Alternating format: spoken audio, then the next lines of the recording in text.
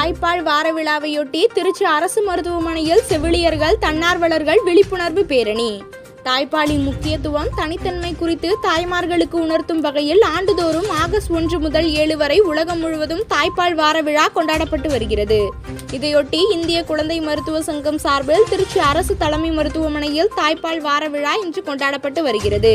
தாய்ப்பால் வார விழாவையொட்டி திருச்சி அண்ணல் காந்தி அரசு தலைமை மருத்துவமனையில் இடைவெளியை குறைப்போம், தாய்ப்பால் ஊட்டுதலை ஊக்கப்படுத்துவோம் என்ற கருப்பொருளை மையமாக கொண்டு தாய்ப்பாலை கொடுப்போம், தலைமுறையை காப்போம் மற்றும் மார்பக புற்றுநோயிலிருந்து பெண்களை காப்போம் மற்றும் தாய்ப்பாலின் அவசியம் குறித்த உறுதிமொழியினையும் மருத்துவர்கள், செவிலியர்கள், ரோட்டரி மற்றும் லயன்ஸ் சங்கத்தினர், தாய்மார்கள் ஏற்றுக்கொண்டனர். அதனைத் தொடர்ந்து தாய்ப்பால் கொடுப்பதனால் ஏற்படும் நன்மைகள் மற்றும் குழந்தை பராமரிப்பு, தாய் நலம், புட்டிப்பாலின் கேடுகள் உள்ளிட்டவைகளை மக்களுக்கு எடுத்துக் கூறும் வகையில் செவிலியர்கள், மருத்துவர்கள், ரோட்டரி மற்றும் லயன்ஸ் சங்க நிர்வாகிகள் 200க்கும் மேற்பட்டோர் பங்கேற்று அரசு மருத்துவமனையிலிருந்து பேரணியாக சென்று விழிப்புணர்வு ஏற்படுத்தினர்.